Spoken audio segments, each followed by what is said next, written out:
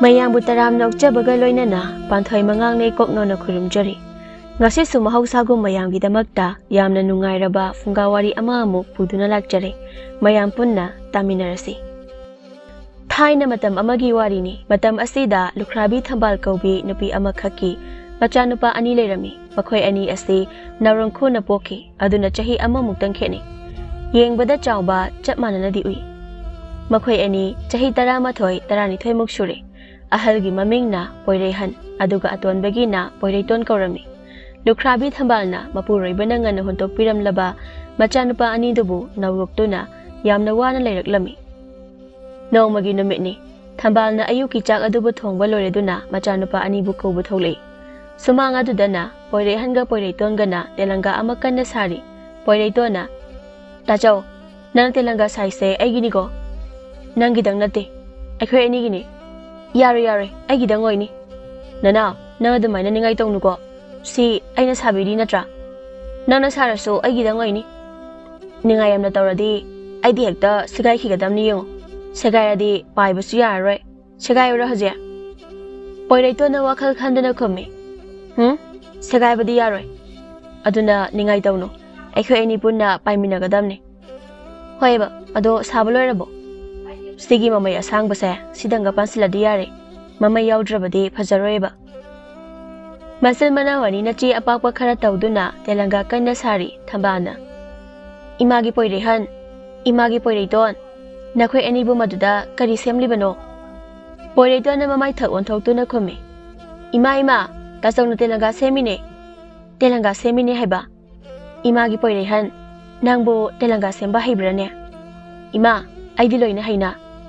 Kadai, ima yingbige. Asi haiduna thambalna machanupana samba telanga adubu yengi. Haima, isade telanga semba yamna hiramidana. Masibu paibabu yarabro. Adudi khangde ima paiji. Pharese, ima na chak loirebani. Chak hana chathosi. Sigi telanga se horen payuko. Ho ima. Masil manawani do harauna chakumda changi chakpukham amatangda phamthamine. Thambalna chak khara kothaduna insang mahi adubu haithei aduga chak adu toli. Sese, imana chak tatpirabani charase. Imane ngamaru manbirake ko. Poireitona chak chakhom khara phatphat hukchile thambalna. Sina icha Poirehangi, sina icha Poireitongi. Sese, imana ngamaruga phajna malabani. Chak kaloina chathuko. Poireiton mayambagi chak saru adudagi khara phat khochile maduda Poirehanna.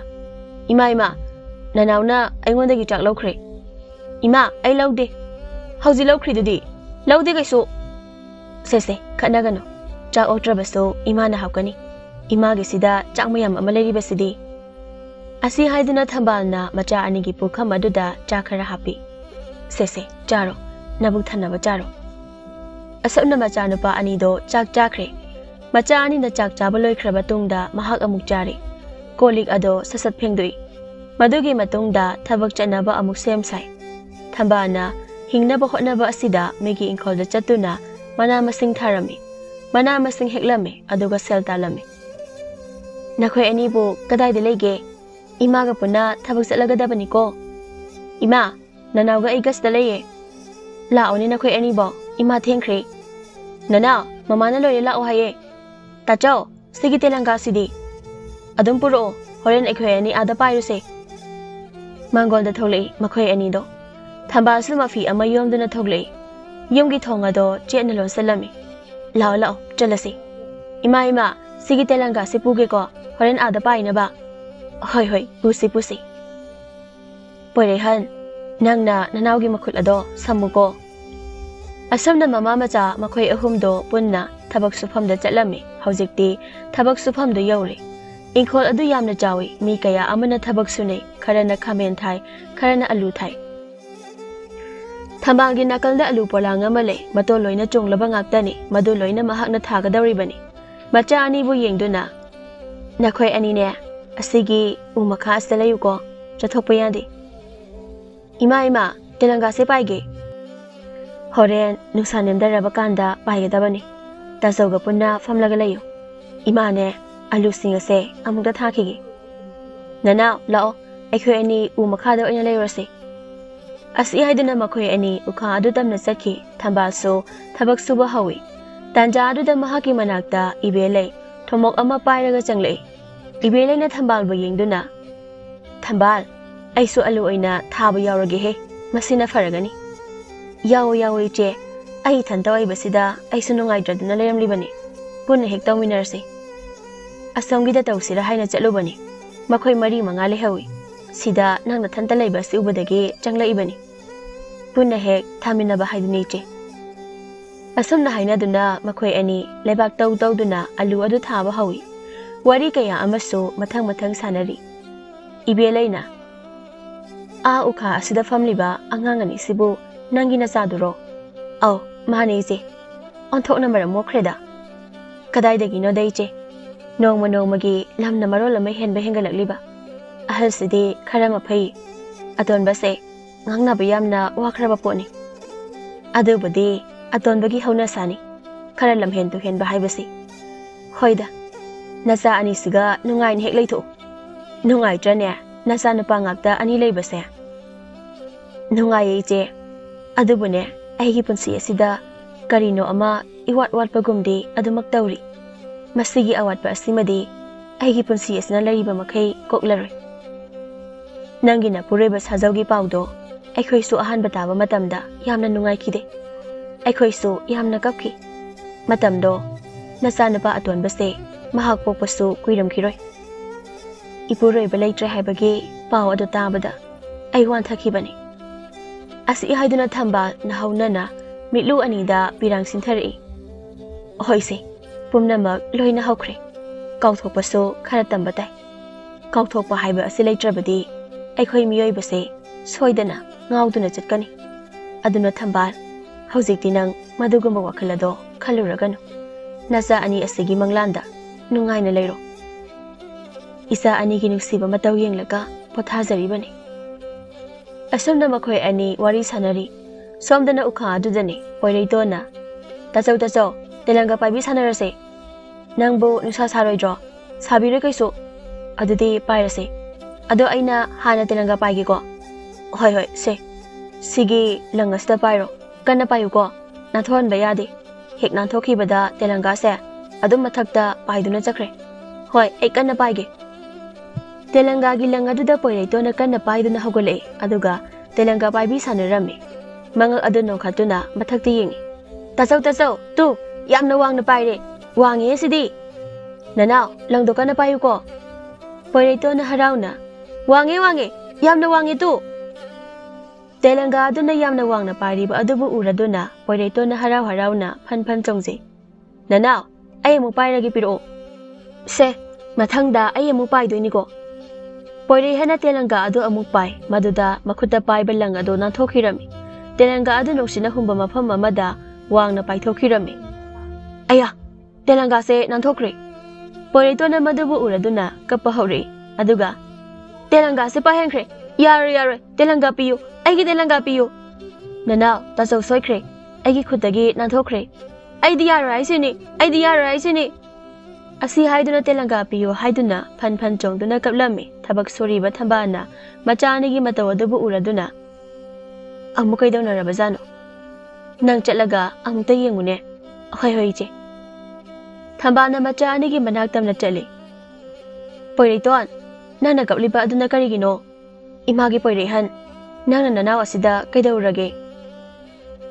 ima tachawna egi telanga se paihan khriba haima achauba nangdi karigi paihan khriba ima agi khutagi nanthokriba phajana sanaba yadro ima gi poireiton se kaplano ima na horen yumdane phajaba ama muk sembige asengbagi sembido roima hoi achauba apakpa ma sembidoini wahai asida poireiton kaplamba do phaki sembiyo ko ima pharise nakhoi ani ne urum sidang hekta leiko ima ne alu thaba loira kadawrabani asi hek loibaga yumda haladabani phajana layuko machani dubu urum ukha aduda thamlamduna thabak sufam aduda amuk chali kaidawnari haibagi none telanga ama paibani nanthokra male adugini telanga hairaga ekhoina thaina angang oiringai labuk lamhangda koichen chendana paikibado ꯈꯪꯅꯤꯡ ꯍꯦꯛ ꯅꯤꯡꯁꯤꯡꯂꯛꯏ꯫ ꯑꯗꯨꯅꯤꯅꯦ ꯏꯆꯦ,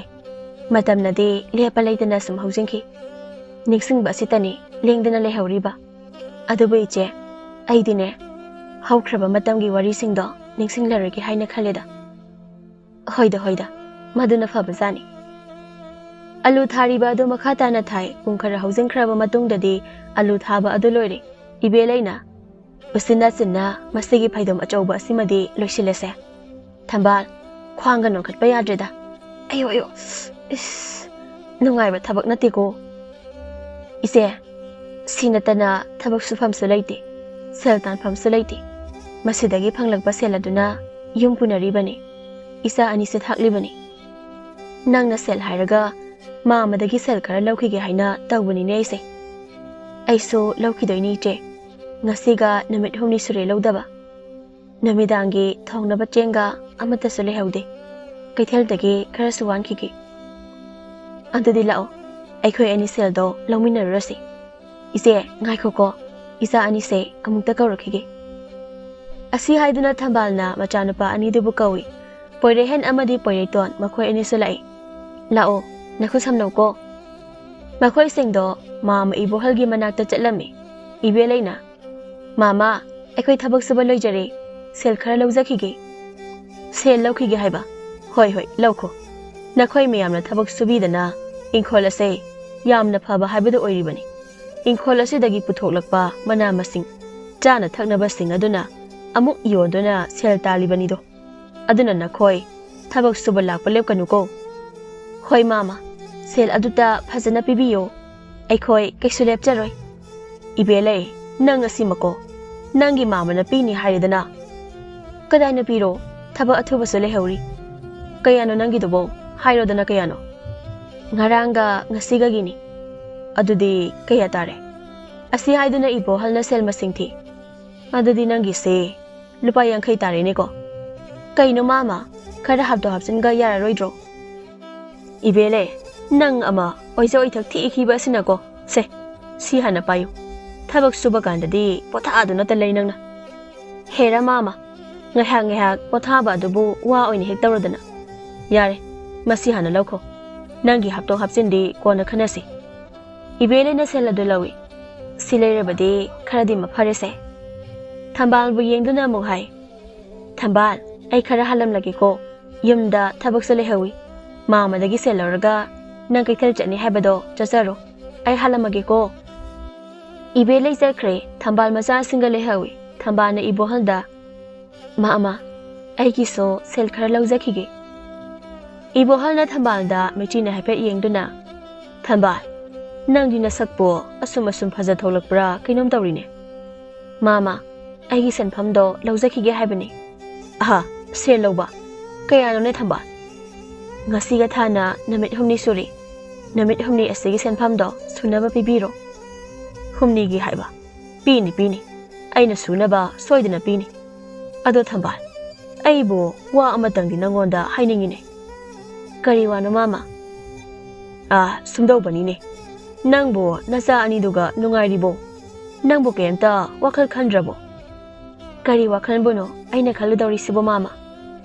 ꯑꯩꯁꯨ ꯅꯟꯗꯣꯟ ꯑꯗꯣ ꯍꯦꯛ ꯂꯩꯈꯤꯗꯕ ꯅꯨꯃꯤꯠ ꯑꯗꯨꯗꯒꯤ ꯀꯛꯉꯥꯎꯅꯅ ꯂꯩꯔꯛꯂꯤꯕꯅꯤ꯫ ꯁꯦ, ꯑꯩꯅ ꯇꯥꯟꯁꯤꯜꯂꯤꯕ ꯁꯦꯜꯁꯤꯡ ꯑꯁꯦ ꯃꯁꯤꯡ ꯊꯤꯕꯤꯅꯕ ꯃꯤ ꯂꯩꯇꯦ꯫ ꯑꯩꯇꯅ ꯊꯤꯕꯗ ꯑꯋꯥꯕ ꯑꯃ ꯑꯣꯏꯔꯕꯅꯤ꯫ ꯑꯗꯨ ꯑꯣꯏꯔꯒꯅ ꯃꯥꯃꯥ, ꯅꯧꯅ ꯏꯟꯗꯣꯜ ꯑꯃ ꯑꯃꯨꯛ ꯊꯤꯖꯤꯟꯕꯤꯔꯣꯗꯅ꯫ ꯊꯤꯒꯦꯕꯨꯗꯤ ꯈꯜꯂꯤꯌꯦ, ꯑꯗꯨꯗ ꯑꯩꯅ ꯍꯦꯛ ꯄꯥꯝꯕ ꯑꯁꯤꯅ ꯅꯈꯣꯏꯒꯨꯝꯕ ꯍꯥꯏꯇꯥꯏꯌꯦ꯫ ꯏꯕꯣꯍꯜꯒꯤ ꯋꯥꯐꯝ ꯑꯁꯤ ꯀꯔꯤꯅꯣ ꯍꯥꯏꯕ ꯊꯝꯕꯥꯜ ꯈꯪꯗꯕ ꯅꯠꯇꯦ꯫ ꯋꯥꯍꯩ ꯋꯥꯇꯥ ꯌꯥꯝꯅ ꯂꯨꯗꯕ, ꯃꯤꯠꯌꯦꯡ ꯅꯥꯌꯦꯡ ꯆꯨꯝꯗꯕ ꯏꯕꯣꯍꯜꯅꯤ ꯍꯥꯏꯕ ꯃꯍꯥꯛ ꯈꯪꯏ꯫ ꯃꯐꯝꯗꯨꯗ ꯀꯨꯏꯅ ꯂꯩꯊꯕ ꯆꯨꯝꯗ꯭ꯔꯦ ꯍꯥꯏꯅ ꯈꯜꯂꯗꯨꯅ, ꯃꯥꯃꯥ, ꯑꯩꯁꯦ ꯀꯩꯊꯦꯜꯗꯁꯨ ꯆꯠꯀꯗꯧꯕ, ꯁꯦꯜꯗꯣ ꯈꯔ ꯊꯨꯅ ꯄꯤꯕꯤꯔꯣ꯫ ꯑꯩ ꯅꯪꯒꯤ ꯁꯦꯜ ꯄꯤꯗ꯭ꯔꯤꯀꯣ?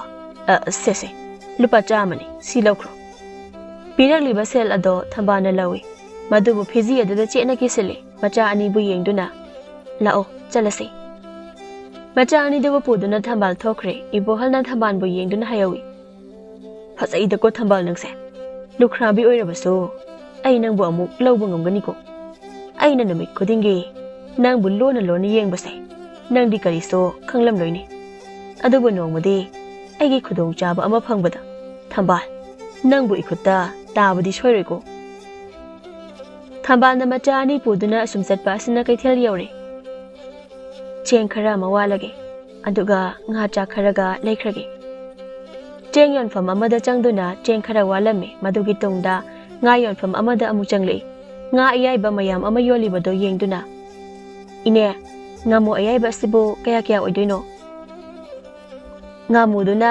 15ꯅꯤ ꯑꯗꯨꯒ ꯁꯣꯝꯗ ꯂꯩꯔꯤꯕ ꯎꯀꯥꯕꯤ ꯑꯌꯥꯏꯕ ꯑꯗꯨꯅ 16ꯅꯤ ꯀꯔꯝꯕ ꯂꯧꯁꯤꯒꯦ ꯀꯩꯅꯣ ꯏꯅꯦ ꯉꯥ ꯃꯃꯜ ꯑꯁꯤꯕꯨ ꯈꯪꯋꯥꯡ ꯋꯥꯡꯈꯠꯂꯤꯕ ꯑꯁꯤꯕꯨ ꯏꯕꯦꯝꯃ ꯍꯧꯖꯤꯛꯁꯦ ꯉꯥ ꯐꯥꯅꯕ ꯃꯇꯝ ꯅꯠꯇꯕ ꯑꯣꯏ ꯇꯧꯔꯤꯅꯤꯅꯦ ꯍꯌꯦꯡ ꯏꯉꯥ ꯏꯉꯦꯜꯗꯗꯤ ꯁꯣꯏꯗꯅ ꯑꯃꯨꯛ ꯍꯣꯡꯗꯣꯔꯛꯀꯅꯤ ꯈꯪꯗ꯭ꯔꯦꯗ ꯏꯅꯦ ꯄꯣꯠ ꯆꯩꯒꯤ ꯃꯃꯜ ꯑꯁꯤꯅ ꯅꯣꯡꯃ ꯅꯣꯡꯃꯒꯤ ꯏꯁꯤꯡ ꯏꯆꯥꯎꯒꯨꯝꯅ ꯍꯦꯟꯒꯠꯂꯛꯏ ꯂꯥꯏꯔꯕ ꯑꯩꯈꯣꯏꯗꯤ ꯍꯤꯡꯕ ꯉꯝꯒꯅꯤ ꯍꯥꯏꯕ ꯊꯥꯖꯔꯛꯇ꯭ꯔꯦ ꯏꯕꯦꯝꯃ ꯑꯩꯈꯣꯏꯁꯨ ꯄꯣꯠꯐꯝ ꯑꯁꯤꯅ ꯏꯆꯥ ꯏꯁꯨ ꯊꯥꯛꯂꯤꯕꯅꯤ ꯈꯪꯗ꯭ꯔꯦꯗ ꯇꯧꯗꯣꯏꯁꯦ ꯑꯩꯈꯣꯏꯁꯨ ꯐꯔꯦ ꯏꯅꯦ ꯉꯥꯃꯨꯁꯤꯃ ꯌꯣꯝꯁꯤꯟꯕꯤꯔꯣ ꯃꯁꯤ ꯂꯧꯖꯈ꯭ꯔꯒꯦ ꯍꯣꯏ ꯑꯁꯤ ꯍꯥꯏꯗꯨꯅ ꯁꯦꯜ ꯄꯤꯗꯨꯅ ꯉꯥꯃꯨ ꯑꯌꯥꯏꯕꯗꯨ ꯂꯩꯔꯛꯏ ꯊꯝꯕꯥꯜꯅ ꯍꯥꯏꯖꯩ ꯏꯟꯁꯥꯡ ꯅꯥꯄꯤꯗꯤ ꯏꯪꯈꯣꯜꯗꯒꯤ ꯄꯪꯆꯥ ꯆꯥꯕ ꯍꯥꯏꯕꯗꯨꯅꯤ ꯁꯦꯜꯁꯦ ꯈꯔ ꯈꯥꯛꯆꯤꯟꯍꯧꯗ꯭ꯔꯕꯗꯤ ꯍꯌꯦꯡ ꯇꯨꯡꯗ ꯌꯥꯝꯅ ꯋꯥꯔꯛꯀꯅꯤ ꯄꯣꯏꯔꯩꯇꯣꯟꯅ ꯄꯣꯠꯐꯝꯗ ꯀꯕꯣꯛ ꯃꯇꯨꯝ ꯃꯌꯥꯝ ꯑꯃ ꯊꯝꯂꯤꯕꯗꯨ ꯎꯔꯗꯨꯅ ꯏꯃꯥ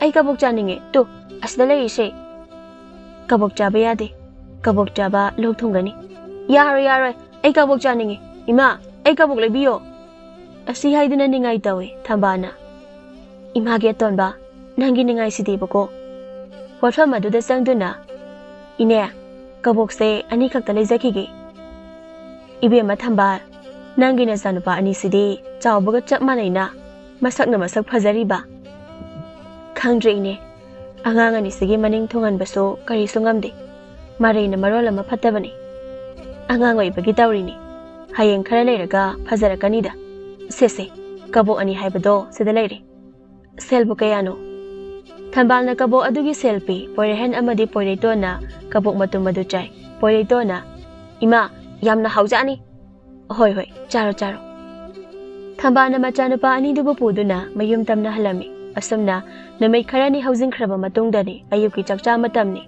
ꯊꯝꯕꯥꯜꯅ ꯆꯥꯛ ꯂꯣꯏꯔꯗꯨꯅ ꯃꯆꯥꯅꯨꯄꯥ ꯑꯅꯤꯕꯨ ꯀꯧꯕ ꯊꯣꯛꯂꯛꯏ ꯏꯃꯥꯒꯤ ꯑꯆꯧꯕ ꯏꯃꯥꯒꯤ ꯑꯇꯣꯟꯕ ꯏꯃꯥꯅ ꯆꯥꯛ ꯂꯣꯏꯔꯦ ꯅꯈꯣꯏ ꯑꯅꯤꯕꯨ ꯀꯗꯥꯏꯗ ꯂꯩꯕꯒꯦ ꯁꯨꯃꯥꯡ ꯑꯗꯨꯗ ꯌꯦꯡꯕꯗꯁꯨ ꯃꯆꯥ 2 ꯂꯩꯔꯝꯗꯦ ꯌꯦꯅꯈꯥꯗ ꯌꯦꯡꯕꯗꯁꯨ ꯂꯩꯔꯝꯗꯦ ꯃꯗꯨꯗ ꯃꯍꯥꯛꯅ ꯀꯗꯣꯝꯗ ꯆꯠꯈ꯭ꯔꯕꯖꯥꯠꯅꯣ ꯃꯈꯣꯏ ꯑꯅꯤꯗꯨꯕꯨ ꯃꯆꯥ 2ꯕꯨ ꯍꯟꯖꯤꯟ ꯀꯧꯏ ꯑꯗꯨꯕꯨ ꯊꯤꯕ ꯐꯪꯂꯝꯗꯦ ꯑꯁꯨꯝꯅ ꯇꯧꯕ ꯑꯁꯤꯗ ꯊꯝꯕꯥꯜ ꯃꯍꯥꯛꯀꯤ ꯃꯊꯃꯣꯏ ꯑꯗꯨꯗꯤ ꯄꯥꯈꯠꯄ ꯐꯥꯎꯔꯛꯂꯝꯃꯤ ꯌꯨꯝꯊꯪꯅꯕ ꯑꯗꯨꯗ ꯆꯠꯇꯨꯅ ꯃꯆꯥ 2ꯕꯨ ꯂꯩꯕ꯭ꯔꯥ ꯌꯦꯡꯂꯝꯃꯤ ꯂꯩꯇ꯭ꯔꯕ ꯑꯗꯨꯗ ꯍꯪꯉꯤ ꯏꯃꯥ ꯑꯩꯒꯤ ꯏꯆꯥ 2ꯗꯨꯕꯨ ꯁꯣꯝꯗꯒ ꯂꯥꯛꯄ꯭ꯔꯥ ꯆꯥꯛꯈꯨꯝꯗ ꯂꯩꯔꯤꯉꯩ ꯀꯗꯣꯝꯗ ꯆꯠꯈ꯭ꯔꯕꯅꯣ ꯈꯪꯍꯧꯗ꯭ꯔꯦ ꯅꯪꯒꯤ ꯅꯆꯥ 2ꯗꯨꯗꯤ ꯑꯩꯒꯤ ꯏꯁꯨ ꯇꯣꯝꯄꯣꯛꯀ ꯃꯄꯥꯅ ꯄꯨꯗꯨꯅ ꯇꯨꯔꯦꯜꯗ ꯆꯠꯈꯤꯕꯅꯤꯅꯦ ꯇꯨꯔꯦꯜꯗ ꯆꯠꯈꯤ ꯍꯥꯏꯕ ꯊꯝꯕꯥꯜ ꯃꯃꯥꯏꯗꯨ ꯇꯨꯔꯦꯜꯂꯣꯝꯗ ꯑꯣꯟꯗꯨꯅ ꯆꯠꯂꯤ ꯁꯣꯝꯗꯅ ꯇꯨꯔꯦꯜ ꯑꯗꯨꯗ ꯐꯩꯖꯥꯎꯅꯦ ꯇꯣꯝꯄꯣꯛꯅꯦ ꯄꯣꯏꯔꯩꯍꯟꯒ ꯄꯣꯏꯔꯩꯇꯣꯟꯒ ꯃꯈꯣꯏ ꯃꯔꯤ ꯏꯔꯨꯖꯔꯤ ꯇꯨꯔꯦꯜꯒꯤ ꯏꯁꯤꯡ ꯑꯗꯣ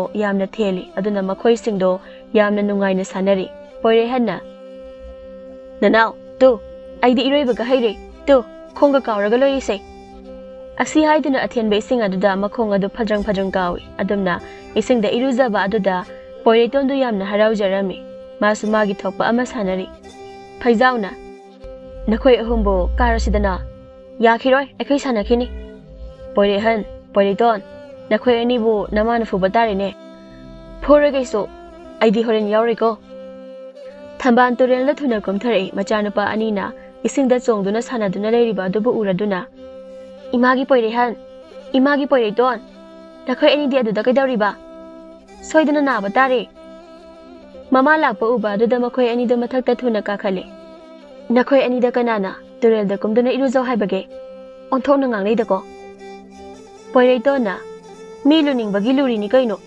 ꯃꯁꯤ ꯑꯩꯅ ꯐꯨꯔꯛꯄ ꯁꯣꯏꯔꯦꯀꯣ ꯂꯥꯎ ꯆꯣꯠꯂꯤꯕꯗꯣ ꯇꯩꯊꯣꯛꯀꯦ ꯂꯥꯎ ꯃꯆꯥꯅꯨꯄꯥ 2ꯗꯨꯕꯨ ꯇꯩꯊꯣꯛꯇꯨꯅ ꯃꯌꯨꯝꯗ ꯄꯨꯏ ꯊꯝꯕꯥꯜꯅ ꯍꯌꯦꯡꯈꯩꯗꯤ ꯇꯨꯔꯦꯜꯗ ꯀꯨꯝꯗꯨꯅ ꯏꯔꯨꯖꯕ ꯌꯥꯗꯦꯀꯣ ꯇꯨꯔꯦꯜꯗ ꯂꯥꯏ ꯂꯩꯕꯅꯤ ꯍꯌꯦꯡꯈꯩ ꯀꯨꯝꯒꯅꯨꯀꯣ ꯇꯨꯔꯦꯜꯗ ꯂꯥꯏ ꯂꯩꯕ꯭ꯔꯣ ꯍꯥꯏꯁꯦ ꯏꯃꯥ ꯂꯩ ꯅꯨꯃꯤꯗꯥꯡꯗ ꯂꯩ ꯍꯥꯏꯕꯗꯥꯏꯅꯦ Namidangdasꯨ ꯂꯩ, ꯇꯨꯔꯦꯜꯗꯁꯨ ꯂꯩ.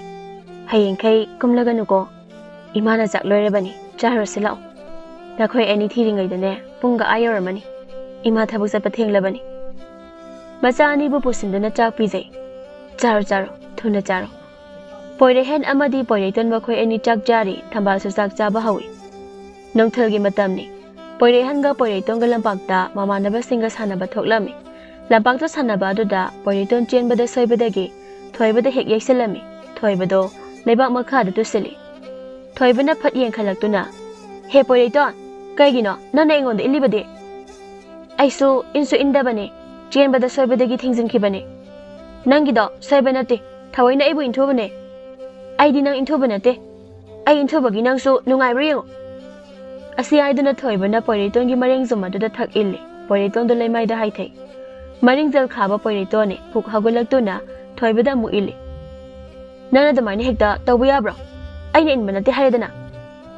ꯋꯥꯍꯧ ꯑꯁꯤꯗꯒꯤ ꯃꯈꯣꯏ ꯑꯅꯤꯗꯨ ꯃꯐꯝ ꯑꯗꯨꯗ ꯇꯁꯦꯡꯅ ꯈꯠꯅꯔꯝꯃꯤ. ꯄꯣꯏꯔꯩꯇꯣꯟꯅ ꯊꯣꯏꯕꯕꯨ ꯈꯔ ꯊꯤꯅ ꯐꯨꯔꯝꯃꯤ. ꯃꯌꯥꯝꯕ ꯄꯣꯏꯔꯩꯍꯟꯅ ꯃꯅꯥꯎꯅꯨꯄꯥꯕꯨ ꯈꯥꯝꯗꯣꯛꯏ. "ꯅꯅꯥꯎ, ꯁꯦ, ꯌꯥꯔꯤ ꯇꯣꯛꯑꯣ. ꯅꯅꯥꯎ, ꯇꯣꯛꯑꯣ ꯍꯥꯏꯕꯅꯤ ꯅꯪꯕꯣ." ꯃꯌꯥꯝꯕꯅ ꯈꯥꯝꯂꯤꯕ ꯑꯗꯨꯒ ꯌꯥꯗꯈꯩ ꯄꯣꯏꯔꯩꯇꯣꯟꯅ ꯊꯣꯏꯕ ꯐꯨꯔꯤ. ꯊꯣꯏꯕ ꯐꯤꯕꯝ ꯊꯤꯅ ꯁꯣꯛꯏ. ꯄꯣꯏꯔꯩꯍꯟꯅ ꯃꯅꯥꯎꯅꯨꯄꯥꯒꯤ ꯃꯑꯣꯡ ꯑꯗꯨꯗ ꯁꯥꯎꯔꯗꯨꯅ ꯃꯈꯨꯠ ꯄꯥꯏꯗꯨꯅ ꯁꯠ ꯆꯤꯡꯊꯣꯛꯏ, ꯑꯗꯨꯒ ꯐꯨꯏ. "ꯑꯩꯅ ꯇꯣꯛꯑꯣ ꯍꯥꯏꯁꯦ ꯅꯪꯉꯣꯟꯗ ꯅꯠꯇ꯭ꯔꯥ? ꯀꯔꯤꯅꯣ ꯅꯪꯅ ꯃꯤꯉꯣꯟꯗ ꯇꯧꯔꯤꯕꯗꯣ? ꯑꯩꯅ ꯍꯥꯏꯕ ꯀꯔꯤꯒꯤ ꯏꯟꯗ꯭ꯔꯤꯅꯣ ꯅꯪ? ꯂꯥꯎ, ꯌꯨꯝꯗ ꯆꯠꯁꯦ. ꯅꯪ ꯈꯪꯅꯤ. ꯃꯃꯥꯗ ꯍꯥꯏꯗꯣꯛꯀꯦꯕ ꯅꯪ ꯐꯨꯍꯟꯒꯦꯕ. ꯅꯪꯉꯣꯟꯗ ꯀꯅꯥꯅ ꯃꯤ ꯈꯠꯅꯧ ꯍꯥꯏꯒꯦ?" ꯄꯣꯏꯔꯩꯍꯟꯅ ꯃꯅꯥꯎꯅꯨꯄꯥꯒꯤ ꯃꯈꯨꯠ ꯈꯨꯗꯥꯡ ꯑꯗꯨ ꯇꯥꯞ ꯄꯥꯏꯗꯨꯅ ꯆꯤꯡꯗꯨꯅ ꯄꯨꯔꯝꯃꯤ. ꯁꯣꯝꯗꯅ ꯂꯩꯕꯥꯛ ꯃꯈꯥꯗ ꯇꯨꯗꯨꯅ ꯂꯩꯔꯤꯕ ꯊꯣꯏꯕ ꯑꯗꯨꯅ ꯇꯞꯅ ꯍꯧꯒꯠꯈ꯭ꯔꯦ. ꯃꯍꯥꯛ ꯌꯥꯝꯅꯁꯨ ꯀꯞꯄꯤ.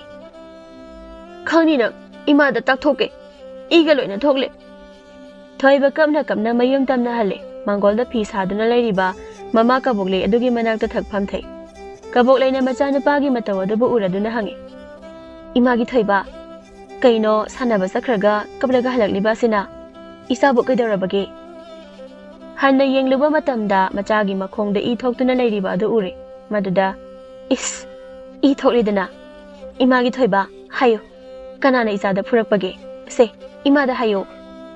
ꯊꯣꯏꯕꯅ ꯄꯥꯎ ꯑꯗꯨ ꯇꯝꯃꯤ. "ꯏꯃꯥ, ꯄꯣꯏꯔꯩꯇꯣꯟꯅ ꯑꯩꯉꯣꯟꯗ ꯐꯨꯔꯤꯕ. ꯑꯩ ꯏ ꯊꯣꯛꯑꯦ. ꯑꯩ ꯌꯥꯝꯅ ꯅꯥꯔꯦ." "ꯀꯔꯤ?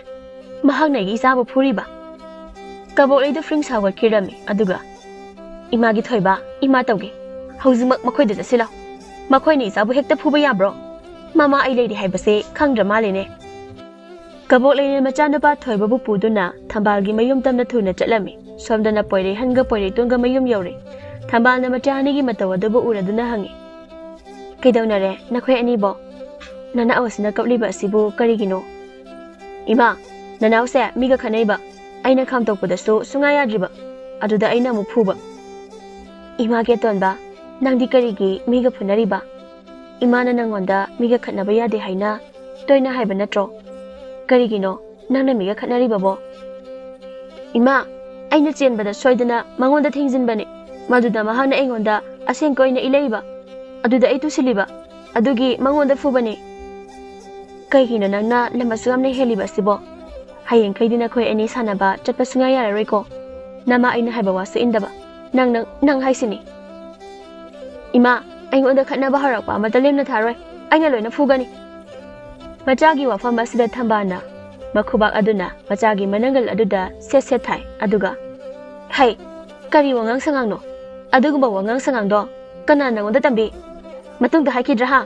ꯍꯥꯏꯔꯔꯣꯏ ꯍꯥꯏꯌꯣ."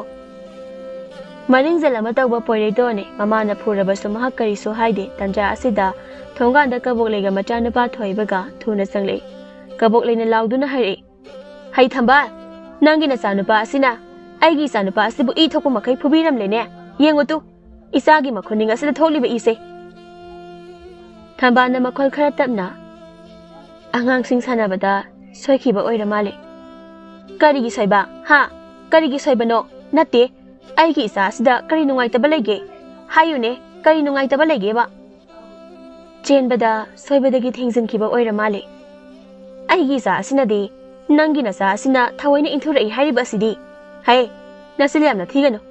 ꯃꯃꯥ ꯑꯩꯅ ꯐꯥꯎꯕ ꯈꯨꯄꯥꯛꯅ ꯁꯦꯠ ꯊꯥꯗ꯭ꯔꯤꯕ ꯏꯆꯥꯅꯤ. ꯑꯗꯨꯒ ꯀꯔꯤꯁꯨ ꯂꯩꯇꯕ ꯂꯨꯈ꯭ꯔꯥꯕꯤ ꯃꯆꯥ ꯑꯁꯤꯅ ꯍꯦꯛꯇ ꯐꯨꯕ ꯌꯥꯕ꯭ꯔꯣ?" ꯍꯥꯟꯅꯃꯨꯛꯀꯤ ꯀꯕꯣꯛꯂꯩꯒꯤ ꯋꯥꯍꯩꯗ ꯌꯥꯎꯈ꯭ꯔꯤꯕ ꯂꯨꯈ꯭ꯔꯥꯕꯤ ꯃꯆꯥ ꯍꯥꯏꯕ ꯋꯥꯍꯩ ꯑꯁꯤꯗ ꯊꯝꯕꯥꯜ ꯃꯊꯃꯣꯏ ꯑꯗꯨꯗ ꯇꯤꯡ ꯄꯥꯟꯈ꯭ꯔꯦ꯫ ꯃꯍꯥꯛ ꯁꯥꯎꯅꯤꯡꯕ ꯐꯥꯎꯈ꯭ꯔꯦ꯫ ꯀꯩꯅꯣꯗ ꯋꯥꯒꯤ ꯋꯥ ꯆꯨꯝꯅ ꯉꯥꯡꯕꯤꯌꯨ꯫ ꯋꯥꯐꯝ ꯑꯁꯦ ꯑꯉꯥꯡꯁꯤꯡꯒꯤ ꯋꯥꯅꯤ꯫ ꯑꯗꯨꯒꯨꯝꯕ ꯋꯥꯍꯩ ꯋꯥꯇꯥꯗꯤ ꯁꯤꯖꯤꯟꯅꯕꯤꯒꯅꯨ꯫ ꯀꯔꯤꯒꯤ ꯁꯤꯖꯤꯟꯅꯔꯣꯏꯗꯧꯔꯤꯕ? ꯍꯩ, ꯅꯔꯝꯆ ꯑꯗꯨꯅꯅꯤꯅꯦ ꯉꯟꯇꯥꯅ ꯂꯨꯈ꯭ꯔꯥꯕꯤ ꯑꯣꯏꯍꯧꯔꯤꯕꯗꯣ꯫ ꯍꯩ, ꯍꯌꯦꯡꯈꯩꯗꯤ ꯅꯪꯒꯤ ꯅꯆꯥꯅꯁꯨꯁꯦ ꯃꯤ ꯇꯤꯟꯕ ꯃꯐꯝꯗ ꯊꯥꯖꯤꯟꯒꯅꯨ꯫ ꯀꯤꯖꯩꯅꯦ ꯏꯕꯦꯝꯃ꯫ ꯀꯕꯣꯛꯂꯩꯒꯤ ꯑꯀꯟꯕ ꯋꯥꯍꯩ ꯑꯗꯨꯕꯨ ꯇꯥꯕꯗ ꯊꯝꯕꯥꯜ ꯃꯊꯃꯣꯏ ꯑꯗꯨ ꯈꯥꯡꯕ ꯉꯝꯂꯛꯇ꯭ꯔꯦ꯫ ꯇꯥꯏꯅꯐꯝꯗꯤ ꯈꯪꯗ ꯄꯤꯛꯂꯤꯕ ꯃꯆꯥꯅꯨꯄꯥ ꯑꯇꯣꯟꯕ ꯑꯗꯨꯗ ꯑꯣꯏꯅ ꯇꯥꯏꯅꯔꯤ꯫ ꯃꯈꯨꯠ ꯑꯗꯨꯅ ꯃꯆꯥꯅꯨꯄꯥ ꯄꯣꯏꯔꯩꯇꯣꯟꯕꯨ ꯃꯊꯧ ꯃꯔꯝ ꯈꯪꯗꯅ ꯐꯨꯔꯤ꯫ ꯀꯔꯤꯒꯤꯅꯣ ꯅꯪꯅ ꯑꯁꯨꯌꯥꯝꯅ ꯂꯝ ꯍꯦꯜꯂꯤꯕꯁꯦ? ꯅꯍꯥꯛꯊꯛ ꯂꯥꯏꯌꯩꯈ꯭ꯔꯕ ꯏꯄꯨꯔꯣꯏꯕ ꯑꯗꯨ ꯐꯥꯎꯕ ꯆꯤꯡꯊꯣꯛꯇꯨꯅ ꯃꯤꯅ ꯉꯥꯡꯂꯦꯅꯦ꯫ ꯅꯪꯗ ꯐꯨꯔꯒ ꯐꯒꯗꯕꯅꯤ꯫ ꯅꯈꯣꯏ ꯑꯅꯤꯕꯨ ꯋꯥꯅ ꯌꯣꯛꯂꯛꯄꯒꯤ ꯃꯍꯩꯔꯣ ꯉꯁꯤ ꯅꯈꯣꯏ ꯑꯅꯤꯅ ꯅꯃꯥ ꯑꯩꯉꯣꯟꯗ ꯄꯤꯔꯤꯕ ꯑꯁꯦ? ꯅꯆꯥꯗꯨ ꯋꯥꯔꯛꯎ, ꯈꯔꯁꯨ ꯐꯨ ꯆꯩꯌꯨ꯫ ꯑꯗꯨꯒꯅꯦ ꯍꯌꯦꯡꯈꯩꯗꯤ ꯂꯨꯈ꯭ꯔꯥꯕꯤ ꯅꯪꯒꯤ ꯅꯆꯥꯁꯦ ꯂꯝꯕꯤ ꯂꯝꯖꯥꯎꯗ ꯊꯥꯗꯣꯔꯛꯀꯅꯨ꯫ ꯀꯤꯕꯨ ꯀꯤꯖꯩꯅꯦ꯫ ꯑꯉꯥꯡ ꯃꯥꯅ ꯏ ꯇꯥꯕ ꯃꯈꯩ ꯃꯤ ꯐꯨꯏꯅꯦ꯫ ꯑꯁꯨꯝꯅ ꯍꯥꯏꯔꯝꯗꯨꯅ ꯃꯆꯥꯅꯨꯄꯥ ꯑꯗꯨꯕꯨ ꯄꯨꯗꯨꯅ ꯃꯍꯥꯛ ꯊꯣꯛꯈ꯭ꯔꯦ꯫ ꯊꯝꯕꯥꯜꯅ ꯃꯆꯥꯅꯨꯄꯥ ꯑꯗꯨꯕꯨ ꯐꯨꯔꯤ꯫ ꯍꯥꯏꯌꯣ, ꯇꯧꯈꯤꯗ꯭ꯔꯥ ꯅꯪ? ꯍꯥꯏꯌꯣ, ꯃꯇꯨꯡꯗ ꯇꯧꯈꯤꯗ꯭ꯔꯥ? ꯄꯣꯏꯔꯩꯇꯣꯟ ꯀꯞꯄꯁꯨ ꯀꯞꯇꯦ, ꯆꯞ ꯂꯦꯞꯇꯨꯅ ꯃꯃꯥꯅ ꯐꯨꯔꯤꯕ ꯑꯗꯨꯒꯤ ꯆꯩꯅꯥꯕꯨ ꯈꯥꯡꯉꯤ ꯄꯣꯏꯔꯩꯍꯟꯅ꯫ ꯏꯃꯥ, ꯁꯦ ꯇꯣꯛꯂꯣ, ꯅꯅꯥꯎꯁꯦ ꯅꯥꯔꯝꯂꯒꯅꯤ꯫ ꯁꯦꯕ, ꯅꯅꯥꯎ ꯐꯨꯕ ꯇꯣꯛꯂꯣꯕ꯫ ꯃꯍꯥꯛꯅ ꯃꯃꯥꯕꯨ ꯀꯟꯅ ꯈꯝꯖꯤꯜꯂꯤ꯫ ꯅꯅꯥꯎ, ꯅꯪ ꯏꯃꯨꯡꯗ ꯆꯪꯈ꯭ꯔꯣ꯫ ꯁꯦ, ꯏꯃꯨꯡꯗ ꯆꯪꯈ꯭ꯔꯣ, ꯅꯠꯇ꯭ꯔꯗꯤ ꯅꯪ ꯅꯥꯔꯅꯤꯌꯦ꯫ ꯁꯦ, ꯊꯨꯅ ꯆꯪꯈ꯭ꯔꯣ꯫ ꯏꯃꯥ, ꯏꯃꯥ, ꯌꯥꯔꯦꯕ, ꯅꯅꯥꯎꯁꯦ ꯀꯞꯂꯛꯑꯦꯕ꯫ ꯁꯦꯕ ꯏꯃꯥ꯫ ꯊꯝꯕꯥꯜꯗꯤ ꯄꯦꯟꯗꯕꯒꯤ ꯃꯌꯥꯏꯅ ꯃꯆꯥꯕꯨ ꯅꯥꯅꯤ ꯅꯥꯔꯣꯏ ꯍꯥꯏꯕ ꯈꯪꯗꯅ ꯑꯗꯨꯃꯛ ꯐꯨꯔꯤ꯫ ꯏꯆꯥ ꯄꯣꯛꯂꯨꯕꯒꯤ ꯃꯍꯩꯔꯣ ꯁꯤꯕꯣ? ꯃꯁꯤꯕꯨ ꯃꯍꯩꯔꯣ? ꯄꯣꯏꯔꯩꯍꯟꯅ ꯃꯅꯥꯎꯕꯨ ꯁꯠꯆꯤꯡꯊꯣꯛꯏ, ꯑꯗꯨꯒ ꯃꯥꯅ ꯑꯣꯏꯅ ꯃꯅꯥꯎꯅꯨꯄꯥꯒꯤ ꯂꯩꯐꯝꯗ ꯂꯦꯞꯄꯤ꯫ ꯃꯅꯥꯎꯅꯨꯄꯥꯗ ꯃꯃꯥꯅ ꯐꯨꯕꯗꯨ ꯅꯥꯔꯅꯤ ꯈꯟꯗꯨꯅ ꯃꯅꯥꯎꯅꯨꯄꯥꯒꯤ ꯃꯍꯨꯠꯇ ꯃꯉꯣꯟꯗ ꯑꯣꯏꯅ ꯐꯨꯍꯜꯂꯤ꯫ ꯄꯣꯏꯔꯩꯇꯣꯟ ꯌꯦꯅꯈꯥ ꯑꯗꯣꯝꯗ ꯊꯨꯅ ꯆꯦꯟꯊꯣꯛꯈꯤ꯫ ꯅꯃꯥ ꯑꯩꯒꯤ ꯄꯨꯟꯁꯤꯕꯨ ꯍꯦꯟꯅ ꯋꯥꯍꯟꯒꯦ ꯍꯥꯏꯅ ꯈꯜꯂꯤꯕ ꯀꯔꯤꯒꯤꯅꯣ? ꯅꯈꯣꯏꯒꯤ ꯅꯅꯤꯡ ꯊꯨꯡꯍꯟꯗꯦ ꯍꯥꯏꯗꯨꯅ ꯏꯃꯥꯕꯨ ꯋꯥꯔꯧꯔꯤꯕ꯭ꯔꯥ? ꯏꯃꯥ, ꯁꯦ, ꯌꯥꯔꯦ ꯀꯞꯂꯒꯅꯨ꯫ ꯅꯆꯥ ꯑꯩꯈꯣꯏ ꯂꯥꯟꯖꯈ꯭ꯔꯦ꯫ ꯃꯇꯨꯡꯗ ꯑꯁꯨꯝꯅ ꯑꯃꯨꯛ ꯍꯟꯅ ꯇꯧꯔꯔꯣꯏꯒꯦ꯫ ꯁꯦꯕ, ꯀꯞꯄ ꯇꯣꯛꯂꯣ꯫ ꯄꯣꯏꯔꯩꯍꯟ ꯃꯃꯤꯠꯇꯒꯤ ꯃꯄꯤ ꯇꯥꯅ ꯀꯞꯄꯤ꯫ ꯃꯍꯥꯛꯅ ꯃꯃꯥꯒꯤ ꯁꯤꯟꯊꯔꯤꯕ ꯄꯤ ꯑꯗꯨꯕꯨ ꯃꯈꯨꯠꯅ ꯇꯩꯊꯣꯛꯄꯤ꯫ ꯊꯝꯕꯥꯜ ꯃꯆꯥꯅꯨꯄꯥ ꯑꯗꯨꯕꯨ ꯃꯊꯥꯗ ꯆꯦꯠꯅ ꯀꯣꯟꯁꯤꯟꯗꯨꯅ ꯍꯦꯟꯅ ꯍꯦꯟꯅ ꯀꯞꯊꯣꯛꯏ꯫ ꯑꯁꯨꯝꯅ ꯃꯤꯀꯨꯞ ꯑꯃ ꯍꯧꯖꯤꯟꯈ꯭ꯔꯕ ꯃꯇꯨꯡꯗꯅꯤ ꯊꯝꯕꯥꯜꯅ, ꯅꯅꯥꯎ ꯅꯨꯄꯥꯗꯣ ꯃꯥꯒ ꯂꯩꯃꯤꯟꯅꯧ, ꯃꯥꯕꯨ ꯀꯗꯨꯝ ꯆꯠꯈꯤ꯫ ꯏꯃꯥ, ꯑꯩ ꯈꯪꯍꯧꯗ꯭ꯔꯦ, ꯏꯃꯨꯡꯗ ꯂꯩꯔꯝꯒꯅꯤ꯫ ꯆꯠꯂꯣ ꯆꯠꯂꯣ, ꯅꯅꯥꯎ ꯅꯨꯄꯥꯒ ꯂꯩꯃꯤꯟꯅꯧ ꯆꯣ꯫ ꯄꯣꯏꯔꯩꯍꯟꯅ ꯏꯃꯨꯡꯗ ꯆꯪꯗꯨꯅ ꯃꯅꯥꯎꯅꯨꯄꯥꯕꯨ ꯂꯩꯕ꯭ꯔꯥ ꯍꯥꯏꯅ ꯌꯦꯡꯉꯤ, ꯑꯗꯨꯕꯨ ꯏꯃꯨꯡꯗꯗꯤ ꯂꯩꯔꯝꯗꯦ꯫ ꯁꯤꯗꯗꯤ ꯂꯩꯇꯤꯌꯦ꯫ ꯅꯅꯥꯎ, ꯅꯅꯥꯎ, ꯅꯪ ꯀꯗꯥꯏꯗ ꯂꯩꯒꯦ? ꯅꯅꯥꯎ! ꯌꯦꯅꯈꯥ ꯃꯅꯤꯡ ꯑꯗꯣꯝꯗ ꯊꯣꯛꯇꯨꯅ ꯃꯅꯥꯎꯅꯨꯄꯥꯕꯨ ꯂꯩꯕ꯭ꯔꯥ ꯌꯦꯡꯉꯤ, ꯑꯗꯨꯗꯁꯨ ꯂꯩꯕ ꯎꯔꯝꯗꯦ꯫ ꯃꯁꯤꯗ ꯃꯍꯥꯛꯇꯤ ꯍꯦꯟꯅ ꯄꯥꯈꯠꯄ ꯑꯣꯏꯔꯝꯃꯤ꯫ ꯃꯃꯥꯒꯤ ꯃꯅꯥꯛꯇ ꯊꯨꯅ ꯆꯠꯇꯨꯅ ꯄꯥꯎ ꯇꯝꯃꯤ꯫ ꯏꯃꯥ, ꯏꯃꯥ, ꯅꯅꯥꯎ ꯂꯩꯇꯤꯌꯦ꯫ ꯍꯥ, ꯅꯅꯥꯎ ꯂꯩꯇꯦ ꯍꯥꯏꯕ? ꯏꯃꯥꯒꯤ ꯄꯣꯏꯔꯩꯍꯟ, ꯑꯃꯨꯛꯇ ꯅꯅꯥꯎ ꯊꯤꯌꯣ꯫ ꯊꯝꯕꯥꯜꯅ ꯃꯆꯥꯅꯨꯄꯥꯕꯨ ꯀꯧꯗꯨꯅ ꯊꯤ꯫ ꯏꯃꯥꯒꯤ ꯏꯕꯨꯡꯉꯣ, ꯏꯃꯥꯒꯤ ꯄꯣꯏꯔꯩꯇꯣꯟ, ꯅꯪꯕꯨ ꯀꯗꯥꯏꯗ ꯂꯩꯕꯒꯦ? ꯃꯃꯥ ꯃꯆꯥ ꯑꯅꯤ ꯆꯪꯗꯨꯅ ꯄꯣꯏꯔꯩꯇꯣꯟꯕꯨ ꯊꯤꯕꯗ ꯊꯤꯕ ꯐꯪꯂꯝꯗꯦ ꯊꯝꯕꯥꯜ꯫ ꯃꯍꯥꯛꯀꯤ ꯃꯊꯃꯣꯏ ꯑꯗꯨꯕꯨ ꯂꯩꯇꯥꯗ꯭ꯔꯦ꯫ ꯍꯦꯟꯅ ꯍꯦꯟꯅ ꯄꯥꯈꯠꯄ ꯍꯥꯏꯕꯗꯨ ꯑꯣꯏꯔꯔꯦ꯫ ꯃꯆꯥꯕꯨ ꯀꯧꯗꯨꯅ ꯍꯤ ꯍꯤ ꯀꯞꯂꯛꯏ꯫ ꯏꯃꯥꯒꯤ ꯑꯇꯣꯟꯕ, ꯅꯪꯕꯨ ꯀꯗꯥꯏꯗ ꯆꯠꯄꯒꯦ? ꯀꯔꯤꯒꯤꯅꯣ ꯅꯪꯅ ꯅꯃꯥ ꯑꯩꯒꯤ ꯊꯃꯣꯏꯕꯨ ꯑꯁꯨꯛ ꯋꯥꯍꯟꯕ ꯑꯁꯤꯕꯣ? ꯏꯃꯥꯒꯤ ꯄꯣꯏꯔꯩꯇꯣꯟ! ꯄꯣꯏꯔꯩꯍꯟꯁꯨ ꯃꯅꯥꯎꯕꯨ ꯀꯧꯗꯨꯅ ꯀꯞꯄꯤ꯫ ꯁꯣꯝꯗꯅ ꯇꯨꯔꯦꯜ ꯑꯗꯨꯒꯤ ꯏꯊꯛꯇ ꯄꯣꯏꯔꯩꯇꯣꯟꯒꯤ ꯍꯛꯆꯥꯡꯅ ꯇꯥꯎꯔꯤ꯫ ꯇꯟꯖꯥ ꯑꯗꯨꯗ ꯂꯩꯀꯥꯏꯒꯤ ꯅꯨꯄꯥ ꯁꯥꯐꯕ ꯀꯧꯕ ꯑꯃꯅ ꯍꯦꯛ ꯎꯔꯝꯃꯤ꯫ ꯑꯦ, ꯑꯁꯤꯗꯤ ꯏꯇꯩꯃ ꯊꯝꯕꯥꯜꯒꯤ ꯃꯆꯥ ꯄꯣꯏꯔꯩꯇꯣꯟꯅꯤꯅ꯫ ꯀꯝꯗꯧꯔꯤꯕꯅꯣ ꯑꯁꯤꯗꯤ? ꯇꯨꯔꯦꯜꯗ ꯐꯟ ꯆꯣꯡꯊꯗꯨꯅ ꯑꯉꯥꯡ ꯑꯗꯨꯕꯨ ꯂꯧꯈꯠꯂꯤ꯫ ꯄꯣꯏꯔꯩꯇꯣꯟ, ꯄꯣꯏꯔꯩꯇꯣꯟ, ꯅꯪꯕꯨ ꯋꯥꯈꯜ ꯇꯥꯕ꯭ꯔꯣ? ꯑꯗꯨꯕꯨ ꯄꯣꯏꯔꯩꯇꯣꯟ ꯋꯥꯈꯜ ꯀꯔꯤꯁꯨ ꯇꯥꯗꯦ꯫ ꯁꯥꯐꯕꯅ ꯄꯣꯏꯔꯩꯇꯣꯟꯒꯤ ꯃꯤꯍꯨꯜ ꯑꯗꯨ ꯄꯥꯏꯗꯨꯅ ꯌꯦꯡꯉꯤ꯫ ꯃꯤꯍꯨꯜꯗꯤ ꯂꯩꯔꯤꯁꯦ, ꯊꯨꯅ ꯃꯌꯨꯝꯗ ꯄꯨꯗꯕ ꯌꯥꯗꯦ꯫ ꯑꯉꯥꯡ ꯑꯗꯨꯕꯨ ꯄꯝꯗꯨꯅ ꯌꯦꯅꯈꯥ ꯑꯗꯣꯝꯗꯒꯤ ꯐꯥꯎꯗꯨꯅ ꯃꯇꯩꯃ ꯊꯝꯕꯥꯜꯒꯤ ꯃꯅꯥꯛ ꯇꯝꯅ ꯆꯦꯜꯂꯤ꯫ ꯊꯝꯕꯥꯜ ꯃꯪꯒꯣꯜꯗ ꯐꯝꯗꯨꯅ ꯀꯞꯂꯤ꯫ ꯇꯟꯖꯥꯗꯨꯗ ꯃꯆꯥꯅꯨꯄꯥꯒꯤ ꯏꯁꯤ ꯁꯤꯕ ꯍꯛꯆꯥꯡꯕꯨ ꯊꯥꯡꯗꯨꯅ ꯄꯨꯔꯛꯄ ꯑꯗꯨ ꯎꯔꯗꯨꯅ ꯐꯨꯛ ꯍꯧꯒꯠꯂꯤ꯫ ꯏꯃꯥꯒꯤ ꯑꯇꯣꯟꯕ, ꯏꯃꯥꯒꯤ ꯄꯣꯏꯔꯩꯇꯣꯟ, ꯀꯔꯤꯅꯣ ꯏꯆꯥꯅ ꯇꯧꯔꯝꯂꯤꯕ ꯃꯇꯧ ꯑꯁꯤꯕꯨ?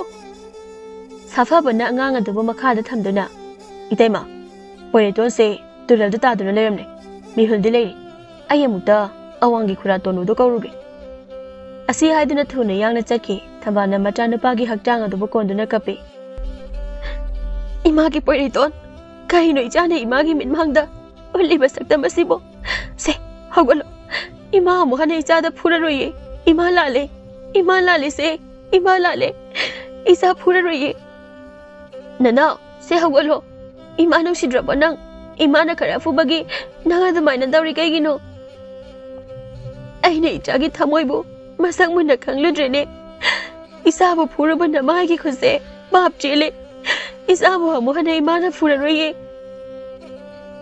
thongan da khonglei thuna safaba amadi khura tonu lai khura tonu na kadai no angang bo khura tu sidalei khura tonu na angang du gi mihul thok yengi aduga mihul leiri ibema kapkino karishu tawrise pahakano aigi sase wakhala mukta tahan biyo nangi khura na tawgise khura tonu na mahana khangjaba lairon ama machinda sole aduga amung makhut aduna angang adugi mathabak tanami machindagi ising khajikti thokli khura tonu na khaji hek thengtharam labadi asoibo oirongani ibema thambal hojikti karishu tawrise asengbro khura karishu tawre nati ibema sibu kamani tawrino khura aina mabu kara phurure adugini nangi nasa simadi maringjen yamna khaiko nangne nasa asimadi fazana loino phare angang se phamung doina fazana thambiyo thambana machanu pa adubu imung da thangjinduna phamung adu da thammi ngahaki matongni poireton wakhal tari mamit adu tapna pangthori mataw adu da thambal mathamoi waramba adu pungpha phare machabu yingduna isa karisu tawdredana image tonba karigino nangna imabu thadokuna chakhe haina khalibadi nang imabu nusidrabo poireton mamit amu ishele isabu kidorabage ima nanau singhe hak pothajarasani che tumina leiro phare adudi nang nanau ki manakta lengdana leyuko imane chak thongluge hoi ma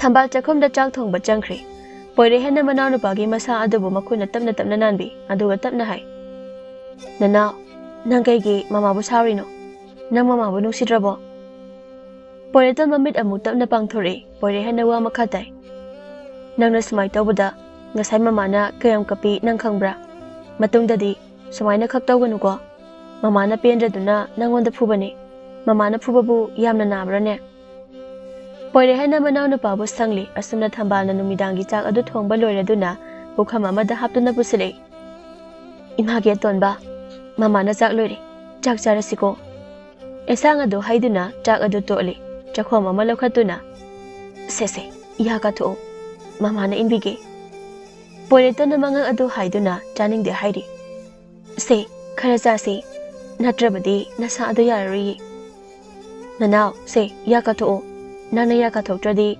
aiwena ka tho age aina oina chaja sani sasa ka thokjo adubu poire ton diwa su amatangang da tumina adumak leiri imana amu hana ijabu phuraroi se imala le isabu nusibai heman khibana imana ijabu phurure isabu dobam namate halakanu haina napabuna hairam khibu wado imana kautholurene sidagide imana ijabu amu hana phuraroi se isadi maramokpane chak se khara sa thokse adubu poireton chak adu adumak chakhidre nong manini housing khraba matongni poireton yamna kanana aduna leirami thambal machana kanana aduna lekhiba asina thabak suba su chatlamdi machagi manaktagi hendoktre ma thambal mathamoi nungda kapchari poire hansu manau nupagi nakta leiri nanau nangna ba pharoba aina telanga sabi doine aduga ikhoi ani paiba sananaba nana sumaina naraga adum leiradi ikhoi ani kamaina sanani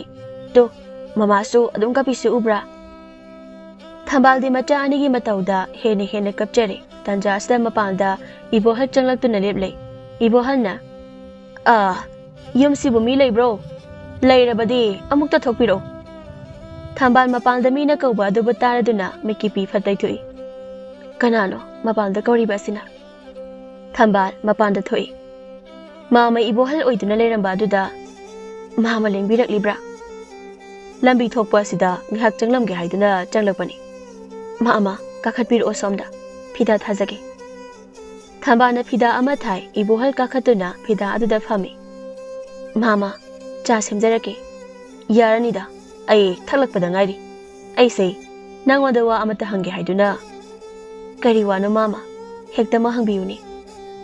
Nangbo handak maraksi tabak suba lakpa iu ude. Ana ay kayaubra hanggi haiduna. Mama, aigi sana paton bado, yamna kana naduna lere. Aduna tabak lakpa ngamdre. Mama, warobi bati yande. Namit karani di tabak lepsa batari. Yaida, anaba yauragabo. Kari lere zano aduk kangning bagi wani. Nati nangbo selga chenbrane. Selgidi taidok dida. Ibo halna furi kaudagi sel kara lautok tuna. Sese, masina nachagi anabada hidak lang tak lebida sijino. Mama, yaranida, pipiram gano. Hai, laimina ba haibasidi angam ba mateng pangnagadabani.